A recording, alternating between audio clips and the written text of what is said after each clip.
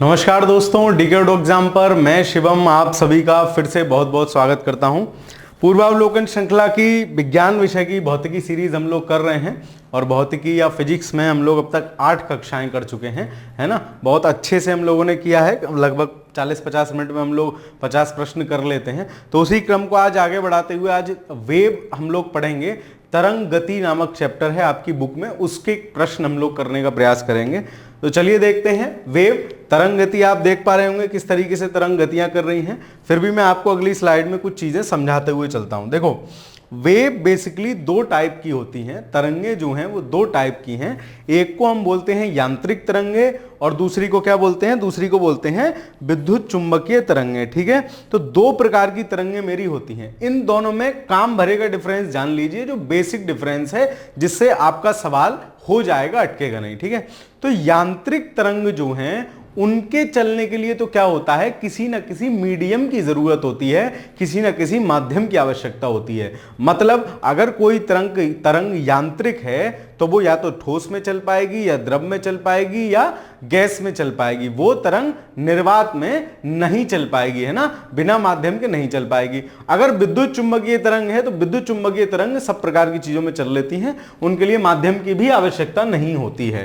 ठीक है, माध्यम की भी आवश्यकता नहीं होती है। तो ये एक तो बेसिक डिफरेंस है। दूसरा, इन दोनों में भी प्रत्येक तरंग क्या होती है? एक अनुप्रस्थ तरंग होती है, एक अनुदैर्ध्य तरंग होती है। ये किस आधार पर हम डिवाइड करते हैं? ये डिवाइड करते हैं कि तरंग जिस दिशा में चल रही है और माध्यम के कण जिस दिशा में कंपन कर रहे हैं। ध्यान से सुनिएगा, तरंग जिस दिशा में चल रही है और माध्यम के कण जिस दिशा में कंपन कर रहे हैं, उसके आधार पर हम क्या करते हैं? अनुप्रस्थ और अनुदैर्ध्य दो प्रकार की तरंगें भी होती हैं। ठीक है, तो ये देखिए, जैसे मैं आपको ये दिखाना चाहूं कि ये आप देख रहे हैं, ये वेव क्या हुई, इधर से इधर चली, और माध्यम के कण क्या हुए? लंबवत क्या कर रहे हैं? लंबवत कंपन कर रहे हैं। आप देख रहे हैं तरंग इधर से इधर जा रही है, लेकिन माध्यम के कण कैसे कर रहे हैं? लंबवत कंपन कर रहे हैं।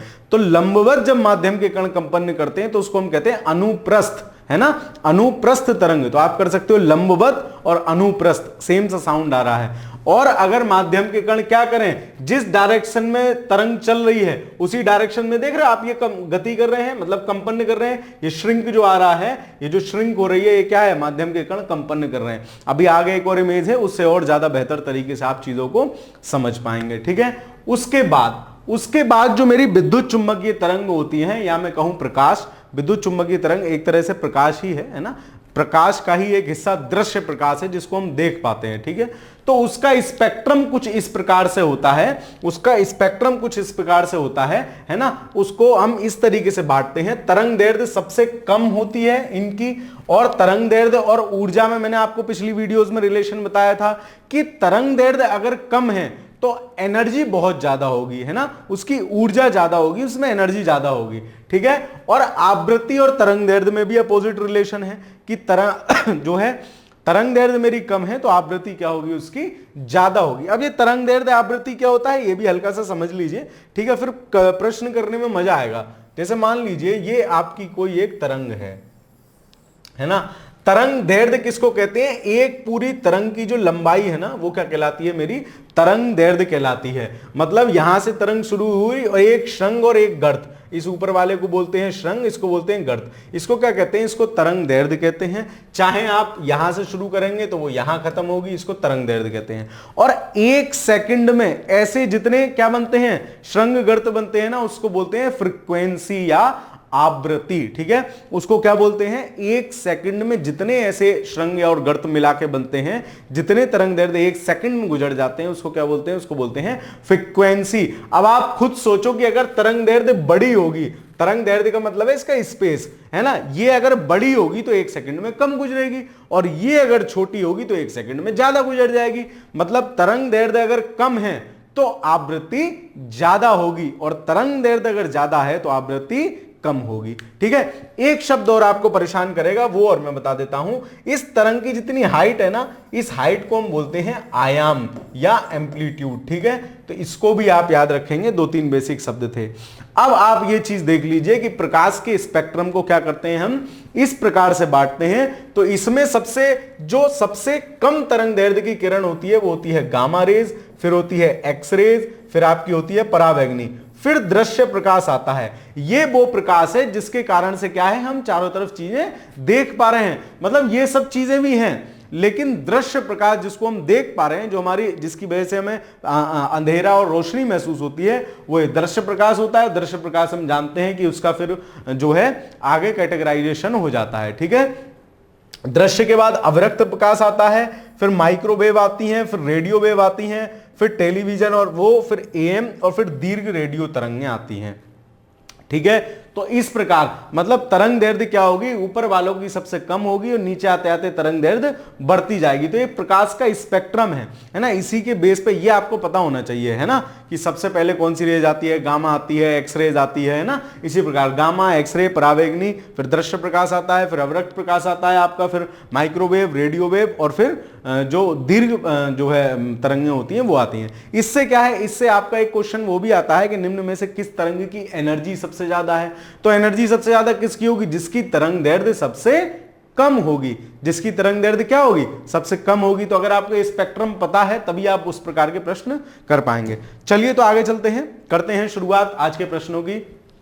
अब देखो ये भी दिया है मैकेनिकल वेव और इलेक्ट्रोमैग्नेटिक वेव, है ना। हालांकि ये मतलब ठीक है, मैकेनिकल वेव जो होती है, यांत्रिक तरंग जो मेरी होती है, उसके लिए क्या है, माध्यम की आवश्यकता है ना। और इलेक्ट्रोमैग्नेटिक वेव जो है मेरी, विद्युत चुंबकीय तरंग जो है मेरी, उसके लिए माध्यम की आवश्यकता नहीं होती है। प्रायः जो अनुदैर्ध्य तरंगें होती हैं, मतलब जिसमें कण कैसे कंपन कर रहे हैं, माध्यम तरंग के चलने की दिशा में ही कण कंपन कर रहे हैं, प्रायः अनुदैर्ध्य तरंगें कैसी होती हैं, यांत्रिक होती हैं, ठीक है। ये शब्द हैं, इनको आप बार बार सुनिए तब आपकी चीजें समझ में आ पाएंगी, ठीक है। तो देखते हैं निम्न में से कौन सी तरंग यांत्रिक है ना। तो यांत्रिक तरंग की क्या खासियत होगी कि उसको चलने के लिए माध्यम की आवश्यकता होगी। तो भाई साहब देखो, रेडियो तरंग को भी माध्यम की आवश्यकता नहीं होती, एक्सरेज को भी जरूरी नहीं है, और प्रकाश तो आप देख रहे हो ना, सन से हमारे पास तक आ रहा है। जब सूर्य से प्रकाश हमारे पास तक आ रहा है तो बीच में क्या है, बीच में तो निर्वात जैसी स्थिति है। भाई हमारा वायुमंडल कोई बहुत ज्यादा एरिया तक थोड़ी ना है, बीच में निर्वात जैसी स्थिति है, तो वहां भी चल पा रहा है, ठीक है। लेकिन यांत्रिक तरंग की जो मुख्य विशेषता है कि भाई साहब इसके लिए चाहिए माध्यम, और माध्यम ऐसे ही ध्वनि तरंग जो होती है ना, ध्वनि तरंग के लिए भी माध्यम की आवश्यकता होती है। जहां निर्वात हो, जहां वायुमंडल ना हो, वहां पर क्या है, ध्वनि संचरण नहीं कर सकती है। फॉर एग्जाम्पल चंद्रमा पर वायुमंडल नहीं है, जब चंद्रमा पर वायुमंडल नहीं है तो दो लोग वहां आपस में बात नहीं कर सकते। क्यों? क्योंकि ध्वनि की तरंग एक प्रकार की क्या है, मैकेनिकल वेव है, यांत्रिक तरंग है, उसको चलने के लिए माध्यम की आवश्यकता है, और वहां माध्यम है ही नहीं, इसलिए नहीं कर पाते दो लोग बात, ठीक है। तो इसका आंसर होगा पहले का ऑप्शन नंबर डी। अगला सवाल देखते हैं, अनुदैर्ध्य तरंगों का उदाहरण है, ठीक है, अनुदैर्ध्य तरंगों का उदाहरण है। अब मैंने आपको क्या बताया, मैंने आपको यह चीज भी बताई कि अनुदैर्ध्य तरंग जो होगी वो प्रायः कौन सी होती है, यांत्रिक तरंग होती है। यह बात आपको याद रखनी है, इसको नोट कर लीजिए, कुछ भी कर लीजिए। अनुदैर्ध्य तरंग प्रायः यांत्रिक तरंग होती है, और यांत्रिक तरंग का मुझे पता है सर, आपने बताया कि यांत्रिक तरंग को क्या जरूरत क्या होती है, माध्यम की जरूरत होती है चलने के लिए। तो आपसे अनुदैर्ध्य तरंग पूछे तो मोटा मोटा आपसे क्या पूछना चाह रहा है, यांत्रिक तरंग कौन सी है। तो रेडियो वेव नहीं है, एक्स वेव नहीं है, गामा नहीं है, ध्वनि के तरंग जो है वो क्या है, अनुदैर्ध्य तरंग है, या मैं कहूं यांत्रिक तरंग है, ठीक है। तो इसका आंसर हो जाएगा ऑप्शन नंबर बी दूसरे का। अगला सवाल देखते हैं, वायु में ध्वनि की तरंग होती है। अब पिछले क्वेश्चन में नाक ऐसे पकड़ी थी, अब घुमा के पकड़ ली। पहले पूछा था अनुदैर्ध्य तरंग कौन सी होती है, तो ध्वनि की तरंग। अब पूछ रहा है वायु में जो है ध्वनि की तरंग होती है, तो इसका आंसर भी क्या होगा, इसका आंसर होगा अनुदैर्ध्य होती है। कैसी होती है, अनुदैर्ध्य होती है, ठीक है। इसको आप ध्यान रखेंगे, वायु में ध्वनि की तरंग कैसी होती है, वायु में ध्वनि की तरंग आपकी अनुदैर्ध्य होती है। अगला सवाल देखते हैं, एक सितार में किस प्रकार की ध्वनि तरंगें उत्पन्न होती हैं। तो सितार में क्या होता है, सितार अगर आपने देखा हो तो वो जो उसमें क्या होता है, अगर आपने ध्यान दिया हो तो जो तार होता है ना उसका, वो ऐसे ऊपर नीचे ऊपर नीचे ऊपर नीचे वाइब्रेट करता, मतलब ऐसे ऐसे वाइब्रेशन देखना उसका, ऐसे ऐसे करता रहता है। तो क्या हुआ, कण कैसे हुए, तरंग तो सीधे चल रही है, कण उसकी दिशा में लंबवत हुए, लंबवत किए, तो मतलब कैसी तरंग हो गई, वो अनुप्रस्थ तरंग हो गई। और वहां क्या होता है, दो जब वो साउंड जब आता है, टेक्निकल चीज है आप समझ लीजिए केवल, तो दो प्रकार की तरंग मिक्स होती हैं, मिक्स होने से उनके साउंड सा आता है। तो वो अप्रगामी तरंग हो जाएगी। और अनुप्रस्थ तो आप अंदाजा लगा ही पा रहे हैं कि अनुप्रस्थ होगी, मतलब वो तार उसके ऐसे हिल रहे हैं, ये तो आपने देखा ही होगा, किसी गिटारिस्ट के पास बैठे ही होगे, है ना, तो उसी टाइप का सितार भी होता है। तो ऑप्शन नंबर डी इसका सही आंसर हो जाएगा, फोर्थ का ऑप्शन नंबर डी।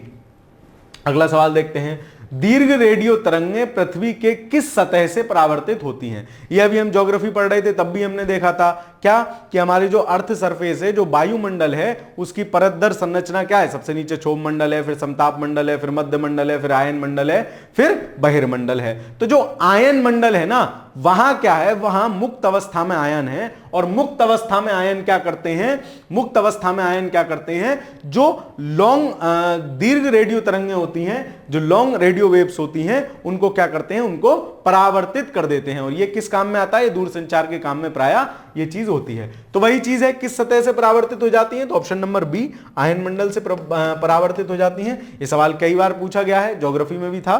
ठीक है, अगला देखते हैं, बेतार के तार का संपर्क पृथ्वी के धरातल को परावर्तित किया जाता है। तो वही हो जाएगा कौन सा? Troposphere, stratosphere, ionosphere, exosphere. तो सेम सवाल है पिछला वाला, क्या आंसर होगा? Option number C, ionosphere. ठीक है, अगला सवाल देखते हैं, रेडियो तरंग के विक्षेपण के लिए वायुमंडल के निम्नलिखित स्तरों में से कौन सा स्तर उत्तरदायी है? सेम वही प्रश्न है, सेम रिपीटेड सवाल है, तो आपको ध्यान रखना है किससे परावर्तित होकर आती हैं? तो आएंगी आयन मंडल से या आइनोस्फीयर। इंग्लिश में मतलब कभी कभी ऐसा होता है कि इंग्लिश वाला अनुवाद ही देवनागरी लिपि में लिखा रहता है, तो आपको पता होना चाहिए। क्षोभ मंडल को ट्रोपोस्फियर कहते हैं, है ना, समताप मंडल को स्ट्रेटोस्फियर कहते हैं। ठीक है, तो ये सब आपको पता होना चाहिए। चलो आगे आ जाते हैं, परा उच्च आवृत्ति UHF की तरंगें साधारणतया संचारित की जाती हैं, है ना, साधारणतः संचारित की जाती हैं भूतरंगों के रूप में, आकाश तरंगों के रूप में, अंतरिक्ष तरंगों के रूप में,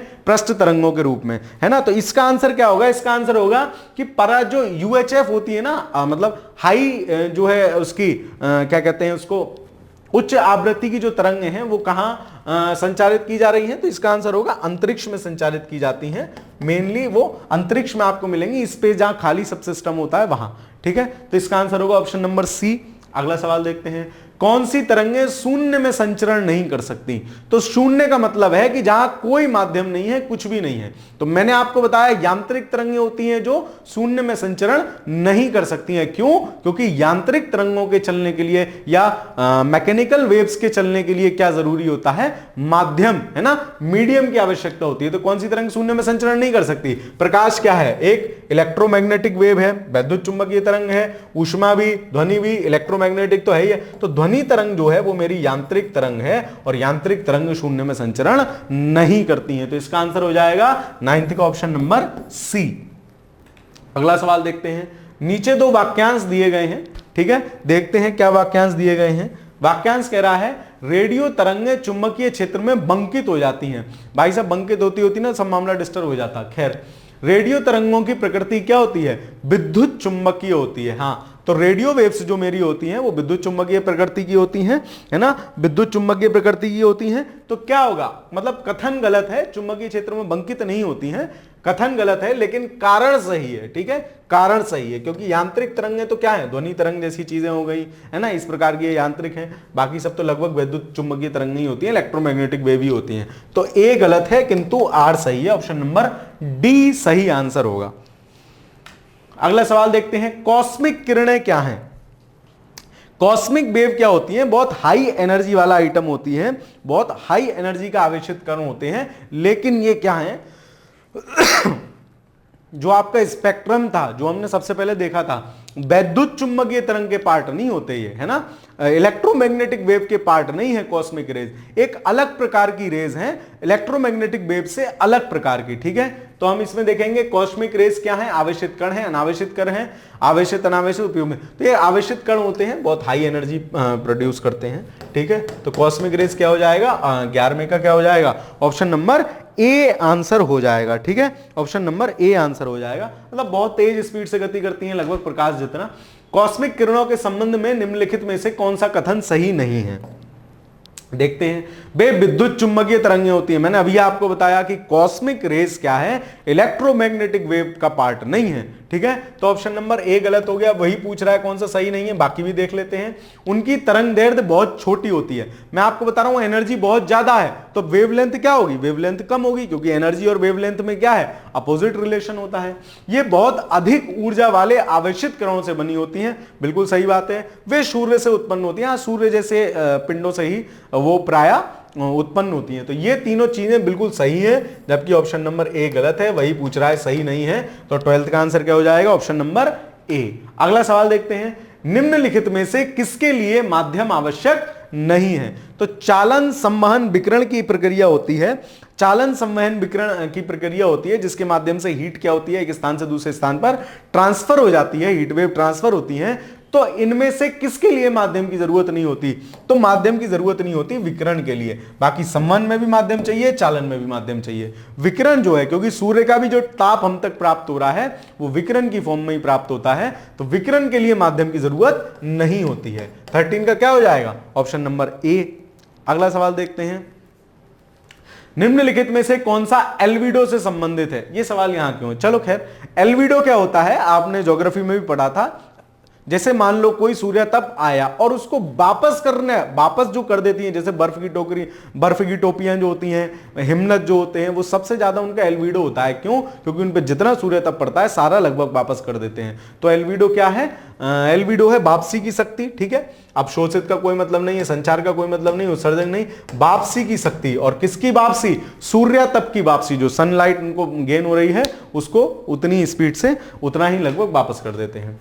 पृथ्वी का वायुमंडल निम्नलिखित में से मुख्यतः किसके द्वारा तप्त होता है। देखो चक्कर क्या होता है, जब हमको एनर्जी प्राप्त हो रही होती है सन से, सूर्य तप के रूप में, तो वो क्या करती है, क्या वो वायुमंडल को गर्म रखती है, नहीं। वो क्या करती है, हमारी अर्थ सरफेस को गर्म करती है, पृथ्वी की सतह को गर्म करती है। दोपहर में कभी नंगे पैर छत पे चले जाना, नंगे पैर का मतलब है कि पैर में जूता चप्पल बिना, है ना, छत पे चले जाना, ओ मम्मी पैर नहीं रखा जा रहा है, तो बहुत गर्म हो रही है, ठीक है। तो क्या हुआ, ऐसे ही अर्थ सरफेस पूरी गर्म हो गई। और रात के समय क्या हुआ, जब सूर्य तप की मात्रा प्राप्त होनी बंद हो गई, तो वही हीट क्या होती है, दीर्घ जो है तरंगों के रूप में, दीर्घ तरंगों के रूप में विकिरण द्वारा क्या होती है, वायुमंडल में जाती है। और वायुमंडल क्या करता है, उसको संभाल के रख लेता है, संभाल के रख लेता है मतलब वायुमंडल उसको क्या कहते हैं, कुछ मात्रा में परावर्तित कर देता है। और बहुत सारे फिनोमिना होते हैं जिससे टेम्परेचर क्या रहता है, नॉर्मल सा रहता है। तो पृथ्वी का वायुमंडल निम्नलिखित में से किसके द्वारा तप्त होगा, लघु सौर विकिरण नहीं, दीर्घ तरंग स्थलीय विकिरण जो होता है, पार्थिव विकिरण या इसको भी हम बोलते हैं। इसकी जगह अगर आपको लिखा हुआ वो मिले पार्थिव विकिरण, तो पार्थिव विकिरण से भी क्या है, पार्थिव विकिरण से भी क्या है, वो आंसर सही हो जाएगा, ठीक है। अगला सवाल देखते हैं। अगला सवाल क्या है, दो उत्तरोत्तर शृंग अथवा दो उत्तरोत्तर गर्त के बीच की दूरी को क्या कहते हैं। देखो वही दो उत्तरोत्तर शृंग अथवा दो उत्तरोत्तर गर्त मतलब बगल बगल वाली। जैसे ये क्या है, ये शृंग है, ये क्या है, ये शृंग है, एक शृंग ये, एक शृंग ये। या गर्त ले लो तो एक गर्त ये हो गई और एक गर्त ये हो गई, तो दो उनके बीच की डिस्टेंस को क्या बोलते हैं, उसको बोलते हैं तरंग दैर्ध्य या वेवलेंथ। ये मैंने आपको स्टार्टिंग में ही बताया था, वेवलेंथ या तरंग दैर्ध्य, ठीक है। तो ऑप्शन नंबर बी सही आंसर हो जाएगा 16 का।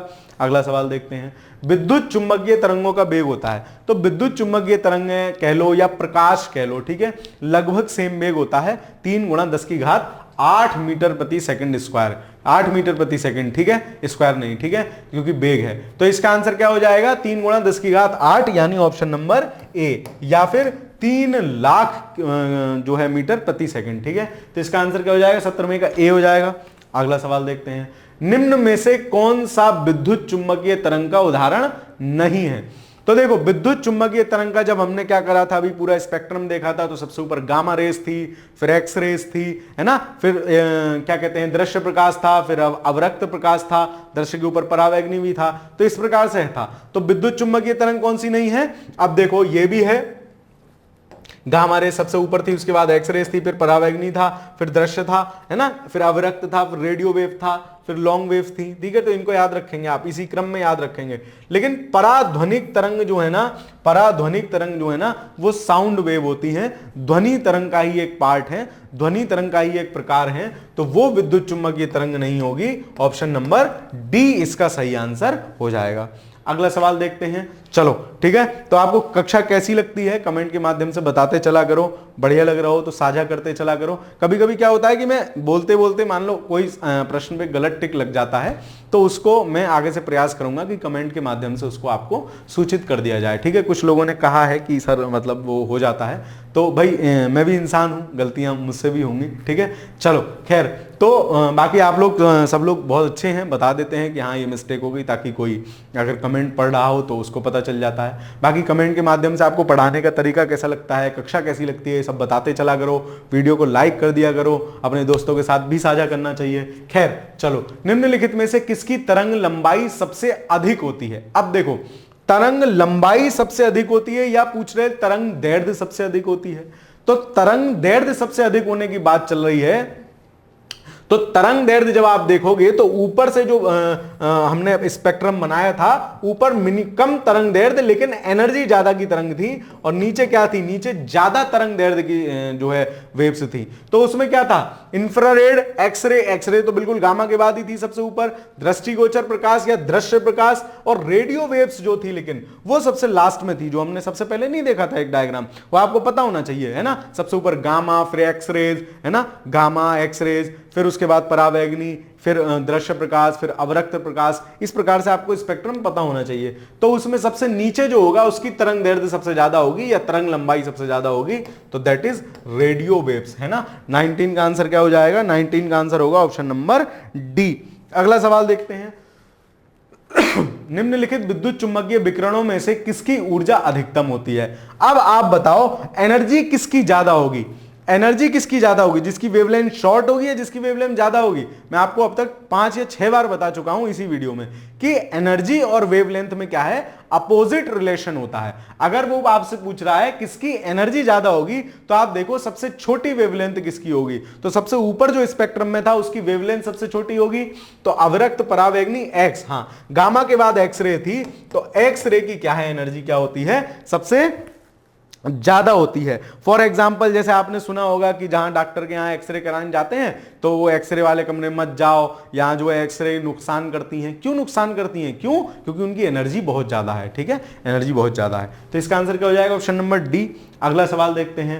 माइक्रोवेव में, अगला सवाल पूछ रहा है, माइक्रोवेव में विद्युत चुम्बकीय तरंगें होती हैं जिनकी सीमा की आवृत्ति है। ठीक है, तो इनकी सीमा की आवृत्ति आपसे पूछ रहा है। माइक्रोवेव जो आप घर में सबके मतलब अधिकतर लोगों के होता है। ठीक है, तो माइक्रोवेव में जो है उसकी सीमा की आवृत्ति क्या है, तो होगा 1 गीगाहर्ट्ज से 300 गीगाहर्ट्ज तक। ठीक है, ऑप्शन नंबर सी सही आंसर होगा। 1 गीगाहर्ट्ज से 300, ये याद करने जैसा है, इसमें कुछ ऐसा नहीं है। ठीक है, तो 21वें का आंसर क्या हो जाएगा? सी। अगला सवाल देखते हैं। क्रिस्टल की संरचना जानने के लिए निम्न में से किसको प्रयोग में लाया जाता है? जैसे कोई मान लीजिए क्रिस्टल है, तो उसकी संरचना कैसी है ना, उसमें क्या सिस्टम है, तो उसको जानने के लिए किस रेस को यूज में लाया जाता है? तो एक्स रेस को यूज में लाते हैं, और एक्स रेज उसमें क्या करता है, एक्स रेज उसमें विवर्तन उत्पन्न करता है, जिससे उसकी क्या होती है, संरचना पता चल जाती है। तो 22वें का क्या आंसर हो जाएगा? ऑप्शन नंबर बी 22वें का आंसर हो जाएगा। अगला सवाल देखते हैं। एक रडार जो शत्रु के वायुयान की उपस्थिति का पता लगाता है प्रयोग करता है। अब देखो, रडार जो शत्रु के वायुयान की उपस्थिति का पता लगाता है, वो कौन सी वेव यूज करता है? वो रेडियो वेव यूज करता है। ठीक है, रडार कोई भी होगा वो कौन सी वेव यूज करेगा? Radio wave. याद रख सकते हो, रा से रडार, रा से रेडियो वेव, सेम सेम सा साउंड है, तो रडार प्रायः रेडियो वेव्स का यूज करते हैं, रेडियो तरंगों का यूज करते हैं। अगला सवाल देखते हैं। सुदूर संवेदन तकनीक, मतलब ये जीपीएस वाला जो सिस्टम है ना, में निम्न में से किसका प्रयोग होता है? तो सुदूर संवेदन तकनीक जो है उसमें किसका यूज होगा? उसमें यूज होता है जो आपकी इलेक्ट्रोमैग्नेटिक वेव होती है, विद्युत चुम्बकीय तरंगों का ही यूज होता है रेडियो वेव्स के रूप में। ठीक है, तो इसमें पृथक से दे नहीं रखा है, इसलिए विद्युत तरंगें, सोनार नहीं। गामा रेस तो मरवाओगे क्या? गामा रेस तो इतनी हाई एनर्जी की होती है। ठीक है, गामा रेस का ये सिस्टम है कि अगर मनुष्य के अंदर से भी घुस जाए ना तो पार। ठीक है, मतलब खत्म आदमी, इस प्रकार का सिस्टम है। तो विद्युत चुंबकीय तरंग इसका सही आंसर होगा ऑप्शन नंबर डी 24 का। अगला सवाल देखते हैं, जब समताप मंडल में ओजोन का अवक्षय होता है तो पृथ्वी के धरातल पर पतित विकिरण की तरंग दैर्ध्य क्या होती है? ये क्या है? मैथमेटिकल सवाल है ना, मैथमेटिकल सवाल है ये, है ना, मैथमेटिकल सवाल है। तो इसमें बहुत ज्यादा हमें परेशान नहीं होना है, मैंने आपको पहले ही बताया था, पहले इस प्रकार के सवाल आते थे। संभवतः इसका आंसर ऑप्शन नंबर बी होना चाहिए, 10�7 मीटर। ठीक है, अगला सवाल देखते हैं, सामान्यतः टीवी रिमोट कंट्रोल में उपयोग की जाने वाली तरंगें होती हैं, है ना। तो टीवी रिमोट कंट्रोल जो होता है ना, रिमोट जो काम करता है, टीवी रिमोट हो गया, एसी का रिमोट हो गया, या किसी भी चीज का रिमोट है, तो उनमें सब में कौन सी किरण काम में लाई जाती है? सब में हम अवरक्त तरंग यूज करते हैं, मैक्सिमम में अवरक्त तरंग यूज करते हैं, कहीं कहीं रेडियो वेव भी यूज होती है, वो अलग सिस्टम है। लेकिन आपको याद रखना है, इसमें बहुत ज्यादा समझने में दिमाग नहीं मानना है, कैसे काम कर रहा है, क्या कर रहा है, नहीं। जो रिमोट है वो कौन सी वेव से काम कर रहा है? तो अवरक्त तरंग से काम कर रहा है। अगला देख लेते हैं, टेलीविजन के दूरस्थ नियंत्रण के लिए किस प्रकार की विद्युत चुंबकीय विकिरण का प्रयोग होता है? ठीक है, तो वही बात है, दूरस्थ नियंत्रण कह लो, रिमोट कह लो, है ना, हिंदी इस प्रकार की देते हैं। तो इसमें किसका यूज होगा? अवरक्त तरंगों का यूज होगा, अवरक्त रेस का यूज होता है। ठीक है, चलो अगला देखते हैं, एक टीवी सेट को चलाने के लिए निम्नलिखित में से किस एक का टीवी रिमोट नियंत्रण इकाई द्वारा प्रयोग होता है? सेम सवाल आ गया। अब देखो इसमें अवरक्त नहीं है, तो मैंने आपको बताया कहीं कहीं अवरक्त नहीं होगा तो रेडियो वेव भी यूज करते हैं। तो अब जब अवरक्त नहीं है तो ऑप्शन नंबर डी हम लगाएंगे, रेडियो वेव लगा देंगे। ठीक है, तो 29 का हो जाएगा ऑप्शन नंबर डी। अगला सवाल देखते हैं, दूर संचार के लिए प्रयुक्त तरंगें हैं, है ना, दूर संचार में कौन सी तरंगें यूज हो रही हैं? तो दूर संचार के लिए जो तरंगें यूज होती हैं वो माइक्रोवेव तरंगें यूज होती हैं, ऑप्शन नंबर डी सही आंसर होगा, माइक्रोवेव्स यूज होती हैं। अगला सवाल देखते हैं, एफएम प्रसारण सेवा में प्रयुक्त होने वाले आवृत्ति बैंड का परास होता है। देखो अगर एफएम भी सुनते होगे ना तब भी आंसर सही हो जाएगा। क्यों? जैसे आपने सुना होगा रेडियो मिर्ची, मतलब समथिंग दैट, है ना, रेडियो सिटी, तो उनका अगर आपको वो याद होगा 93.5, है ना, या जो भी है फीवर एफएम, और वो तमाम सब तरह के हैं, तो उनका जो परास है ना वो 88 से 108 के बीच में ही होता है। ठीक है, 88 से 108 के बीच में होता है। तो इस पे ही एफएम जो होता है, फ्रिक्वेंसी मॉड्यूलेशन या आवृत्ति मॉड्यूलन, जो वो है एफएम काम करता है, वो 188 से 108 पे काम करता है। अगला सवाल देखते हैं, एक रेडियो स्टेशन से 30 मीटर बैंड का परासरण प्राप्त होता है, इस स्टेशन द्वारा प्रेषित वाहक तरंगों की आवृत्ति है। तो ये भी देखो भाई बहुत पुराना सवाल है, पहले से वैसे क्या कहते हैं उसको, फॉर्मूला बेस्ड क्वेश्चन आते थे। इसका आंसर ऑप्शन नंबर सी होना चाहिए, 10 mZ। ठीक है, मतलब ऐसे सवालों को छोड़ देना है, इनसे नहीं डरना है। क्यों? क्योंकि अब ये सवाल नहीं आएंगे, ये प्रॉपर प्योर फिजिक्स बेस्ड सवाल हैं, फॉर्मूले आज आपको पता होना चाहिए, और सामान्य अध्ययन में इतना आपसे एक्सपेक्ट अब इस समय तो नहीं है। ठीक है, चलो, पृथ्वी के वायुमंडल में आयन मंडल कहलाने वाली परत रेडियो संचार को सुसाध्य बनाती है, क्यों? है ना, रेडियो संचार को क्यों सुसाध्य बना रही है? देखो अब आपसे रीजन पूछा है, रेडियो संचार को सुसाध्य बनाती है क्यों, है ना। अब दो रीजन हो सकते हैं उसके।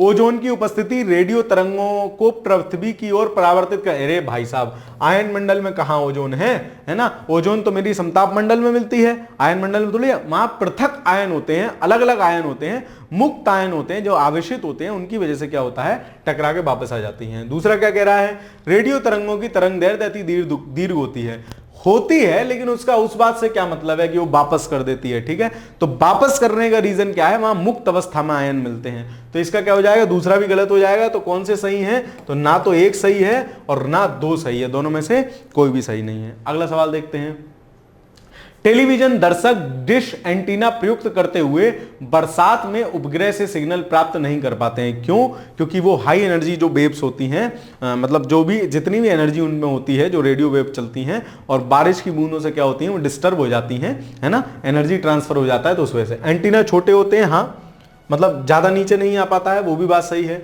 वर्षा की बूंदें रेडियो तरंगों की ऊर्जा को अवशोषित करती हैं, हाँ ये तो मैं बता ही रहा था। वर्षा की बूंदें रेडियो तरंगों की ऊर्जा की मूल दिशा को विचलित कर देती हैं, ये भी सही है। तो इसका आंसर मेरे हिसाब से डी होना चाहिए, 1 2 3 तीनों सही है ना। इसका आंसर क्या होना चाहिए, डी होना चाहिए, 1 2 3 दोनों सही हैं।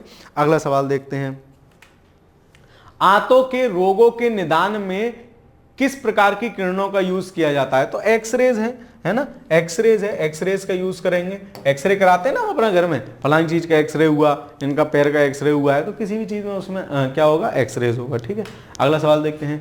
सीटी स्कैन में किस प्रकार की तरंगों का यूज किया जाता है? अवरक्त, पराश्रव्य, दृश्य, तो इसमें भी एक्सरेज होगा। ठीक है, सीटी स्कैन में भी एक्सरेज होगा। अगला सवाल देखते हैं। निम्नलिखित में से किसका आविष्कार विल्हेम रोजेनटेन द्वारा किया था? तो एक्सरे मशीन जो थी, ऑप्शन नंबर बी, जो एक्सरे मशीन थी उसका आविष्कारक है ये, है ना। जब एक चैप्टर पूरा आता है आविष्कार और आविष्कारक, तो उसमें हम इनको पढ़ते हैं कि जो है विल्हेम रोजेनटेन द्वारा किसका आविष्कार किया गया था? तो किसका आविष्कार किया गया था? एक्सरे मशीन का। ठीक है, तो इसके साथ अब दूसरा चैप्टर, हालांकि ध्वनि था इसके बाद, लेकिन चालकता के कुछ कम क्वेश्चन थे, तो मैंने कहा ये करा लेते हैं। ठीक है, ताकि आपकी आज की कक्षा का टारगेट भी पूरा हो जाएगा, 50 प्रश्न होगा और समय भी उतना ही रहेगा। ठीक है, तो ध्वनि को हम अगली कक्षा में देख लेंगे। तो आज चालकता पढ़ लेते हैं, कंडक्टिविटी क्या होता है, चालकता क्या होता है। देखो पहला सवाल, जिस पदार्थ में बड़ी संख्या में मुक्त इलेक्ट्रॉन्स होते हैं और कम प्रतिरोध दर्शाता है वह कहलाता है। देखो मुक्त कोई भी पदार्थ चालक है। चालक का क्या मतलब हो गया कि उसमें जो इलेक्ट्रिसिटी है वो बह रही है, करंट उसमें बहने लग जाए। और वो कब बहेगा? जब उसमें मुक्त इलेक्ट्रॉन होंगे। मुक्त इलेक्ट्रॉन का क्या मतलब है? जो नाभिक के पास वाले इलेक्ट्रॉन जो होते हैं उनको तो जो क्या कहते हैं आपको, पॉजिटिव वाला प्रोटॉन और न्यूट्रॉन टाइटली बांधे रखते हैं, लेकिन जो कक्षा में दूर के इलेक्ट्रॉन होते हैं उनके प्रवाह के कारण क्या होता है? चालकता हो जाती है। चालकता मतलब कोई चीज चालक है मतलब उसमें मुक्त इलेक्ट्रॉन है और इलेक्ट्रॉन के प्रवाह से ही चालकता बन रही है। ठीक है, तो बड़ी संख्या में मुक्त इलेक्ट्रॉन होते हैं, कम प्रतिरोध दर्शाता है, तो उसको क्या कहते हैं? उसको हम चालक बोलते हैं। ठीक है, कंडक्टर बोलते हैं। ठीक है, चालक बोलते हैं। अगला सवाल देखते हैं। सर्वाधिक विद्युत चालकता वाला तत्व है, तो सबसे ज्यादा जो चालकता मानी जाती है चांदी की विद्युत चालकता क्या होती है? सबसे ज्यादा होती है। तो फैक्चुअल बात है, इसको आप याद रखेंगे। ऑप्शन नंबर ए सही आंसर हो जाएगा। आगे देखते हैं। निम्नलिखित में से कौन विद्युत का सर्वोत्तम चालक है? सेम सवाल, रिपीट सवाल, ऑप्शन नंबर डी सही आंसर होगा। विद्युत का सर्वोत्तम चालक क्या है? चांदी है सर, आप बार बार बता रहे हो। अगला सवाल देखते हैं। निम्न में से कौन विद्युत का अच्छा सुचालक होता है? फिर वही रिपीट सवाल, मतलब ये फैक्ट बेस्ड सवाल है और आप देख लीजिए कितनी बार आपसे ये सवाल पूछा गया है। ठीक है, बहुत कई बार ये सवाल पूछा गया है, तो आप याद रखेंगे। अगला सवाल देखते हैं। नीचे दो वाक्यांश दिए गए हैं। तड़ित चालकों को बनाने में लोहे की छड़ों की अपेक्षा तांबे की छड़ों को वरीयता दी जाती है। तड़ित चालक क्या होते हैं? सामान्यतः उसको तड़ित चालक बोलते हैं। जो बड़ी बड़ी बिल्डिंग्स आप देखोगे तो उन पे बिजली गिरे तो बिजली उसको नुकसान ना पहुंचाए, छत पे ऊपर एंटीना टाइप से लगे हुए होते हैं। ठीक है, एंटीना टाइप से लगे हुए होते हैं, वो क्या करते हैं? सीधे बिजली को लेके नीचे धरती में पहुंचा देते हैं, उसका जो भी मतलब उसका करंट होता है उसको। ठीक है, तो उसको तड़ित चालक बोलते हैं। तो लोहे की जगह वो तांबे के क्यों बनाए जा रहे हैं? क्यों? क्योंकि एक तो तांबे का क्या होता है? कंडक्टिविटी तांबे की लोहे से ज्यादा है ना। तभी तो आप पसंद करते हैं कि कॉपर वायर देना भैया, है ना। क्यों कॉपर वायर देना? क्योंकि उसकी कंडक्टिविटी, चालकता बढ़िया है। ठीक है, और उसके साथ साथ क्या है कि जैसे लोहा जो है वो जल्दी ऑक्सीकृत हो जाता है, जंग लग जाती है, जल्दी खराब हो जाएगा, उसकी तुलना में तांबा क्या होता है? आराम से बढ़िया चलता है। लोहे की तुलना में तांबा विद्युत का सुचालक है, हाँ है, और वायुमंडलीय परिस्थितियों में सरलता से ऑक्सीकृत नहीं होता है, मतलब जंग नहीं लगती है। तो इसका आंसर क्या होगा? ए और आर दोनों सही हैं और उसकी सही व्याख्या है। ठीक है, इसीलिए तो हम क्या कर रहे हैं? तांबे का यूज कर रहे हैं ना उसमें। तो इसका आंसर हो जाएगा ऑप्शन नंबर ए। अगला सवाल देखते हैं। एक संवाहक के तापक्रम परिवर्तन के कारण इसमें विभव परिवर्तन होता है, इस घटना को क्या कहते हैं? तो ये थॉमसन इफेक्ट कहलाता है। थॉमसन इफेक्ट कहलाता है। ठीक है, थॉमसन इफेक्ट कहलाता है कि क्या होता है जब टेम्परेचर में चेंज हम करेंगे तो उसका जो विभव है वो भी परिवर्तन हो जाएगा, उसको थॉमसन इफेक्ट बोलते हैं। अगला सवाल देखते हैं। अति चालक का लक्षण है। अति चालक क्या होता है? मतलब एक तरह से नाम से ही देख लो, एक चालक है, एक अति चालक है, मतलब उसमें और बढ़िया चल रही है, तो प्रतिरोध बिल्कुल ना के बराबर होता है। तो उच्च पारगम्यता, निम्न पारगम्यता, पारगम्यता मतलब उसका क्या कहते हैं उसको? एक तरह से जैसे मान लीजिए नॉर्मली कोई अगर हीट उसमें चलेगी तो थोड़ा सा लॉस होता है, तो इसमें शून्य पारगम्यता होती है, बिल्कुल भी प्रायः ये माना जाता है कि इसमें लॉस नहीं होता है। अगला देखते हैं। अति चालकता किस तापमान पर अत्यधिक आर्थिक महत्व की हो सकती है जिससे लाखों रुपए की बचत हो? मतलब अति चालकता का मतलब क्या है कि उसमें बिल्कुल भी क्या होगा, जैसे मान लो जब बिजली आपके पास भेजी जाती है ना, मान लो पावर हाउस है, जब बिजली आपके पास चली तो उसमें क्या होता है, कुछ ना कुछ उसकी हानि होती है ना, क्योंकि वो चालकों के द्वारा भेजी जा रही है तो कुछ ना कुछ हानि होती है। लेकिन अति चालक क्या होते हैं, उनमें कोई प्रतिरोध नहीं होता है, मतलब बिल्कुल ना के बराबर होता है, तो उससे हानि क्या होगी, जो विद्युत की हानि है वो बहुत कम होगी। लेकिन अति चालकता प्रायः एक लो टेम्परेचर पे दर्शाते हैं, एक निम्न ताप पे कुछ जो है धातुएं दर्शाती हैं। तो अगर रूम टेम्परेचर पे हम अति चालकता प्राप्त कर लें, है ना, क्योंकि अब निम्न ताप पे ले जाने में भी उनको बहुत पैसा खर्चा हो जाता है, तो रूम टेम्परेचर पे अगर हम अति चालकता प्राप्त कर लें तो क्या होगा, बिल्कुल भी क्या होगा, उसका लॉस नहीं होगा, एनर्जी का लॉस नहीं होगा। ठीक है, तो अत्यधिक महत्व की हो सकती है, तो अत्यंत कम तापमान पर वो तो होती हैं, उस तापमान पर जिस पर अर्धचालक हो, नहीं सामान्य तापमान पर। अगर सामान्य तापमान पर हम अर्धचालकता का गुण विकसित कर लें तो क्या होगा, इकोनॉमिक बहुत हेल्पफुल हो जाएंगे, बहुत इफेक्टिव हो जाएंगे। अगला देखते हैं, किसी अतिचालक द्वारा प्राप्त अधिकतम ताप होता है, तो अधिकतम ताप कितना हो सकता है, 288 290 के आसपास होता है, इसमें वो नहीं दिया है, इसलिए 300 केल्विन इसका सही आंसर होगा। याद कर रहे हैं, ऐसी चीज है, फैक्चुअल बात है। ठीक है, नव आविष्कृत उच्च ताप अतिचालक है ना, तो सिरेमिक ऑक्साइड एक मतलब ये 2010 के आसपास की बात है, 2005 से मतलब वो क्या कहते हैं, वो उसका काम होना शुरू हो गया था, सिरेमिक ऑक्साइड। तो सिरेमिक ऑक्साइड है जो उच्च ताप पर भी अतिचालक है, मतलब उसके लिए बहुत लो टेम्परेचर नहीं ले जाना पड़ रहा है, तो ऑप्शन नंबर सी सही आंसर हो जाएगा इसका 47 का। आगे देखते हैं, अर्धचालक की चालकता 0 डिग्री केल्विन ताप पर होती है। ठीक है, तो अर्धचालक की चालकता क्या होगी, देखो अर्धचालक क्या है, अर्धचालक ऐसे हैं जिनमें कुछ मुक्त इलेक्ट्रॉन भी हैं, कुछ मुक्त इलेक्ट्रॉन नहीं है। मतलब क्या है, मतलब वो किसी विशेष स्थिति में जो है चालकता शो कर देते हैं, तो ताप बढ़ाने पर उनका प्रतिरोध क्या होता है, कम हो जाता है, मतलब उनकी चालकता बढ़ जाती है। अब ये किसकी बात कर रहे हैं, 0 डिग्री केल्विन ताप पर क्या होगी, चालकता क्या होगी उसकी, 0 ही होगी। ठीक है, तो इस प्रकार इसका आंसर क्या हो जाएगा, ऑप्शन नंबर डी हो जाएगा। ठीक है, 48 का। अगला सवाल देखते हैं, किसी अर्धचालक का प्रतिरोध गर्म करने पर क्या होगा, तो प्रतिरोध जो होता है ना, गर्म करने पर वो चालकता उनकी बढ़िया हो जाती है और सही से चलने लगती है, मतलब ट्रांसफर होने लगता है। तो प्रतिरोध क्या होगा, हीट देने पर प्रतिरोध क्या होता है, घटता है ना। प्रतिरोध मतलब क्या है, उसको रोकने की क्षमता, तो प्रतिरोध घटता है हीट देने पर। यही पूछ रहे चालकता, तो चालकता ताप बढ़ने के साथ साथ बढ़ती है। ठीक है, तो इसका आंसर हो जाएगा 49 का बी। अगला सवाल देखते हैं, एक अर्धचालक में विद्युत चालन होता है केवल इलेक्ट्रॉनों द्वारा, इलेक्ट्रॉनों होल्स द्वारा, हाँ, तो ऑप्शन नंबर सी सही आंसर होगा। होल्स भी एक प्रकार के इलेक्ट्रॉन की तरह ही आइटम है। ठीक है, उतना घोषणा नहीं है हमें क्या है कैसे है, आप एक बार मतलब याद कर लीजिए कि जो अर्धचालक है उनमें जो चालकता होती है वो इलेक्ट्रॉन और होल्स दोनों के द्वारा होती है। ठीक है, इलेक्ट्रॉन और होल्स दोनों के द्वारा होती है।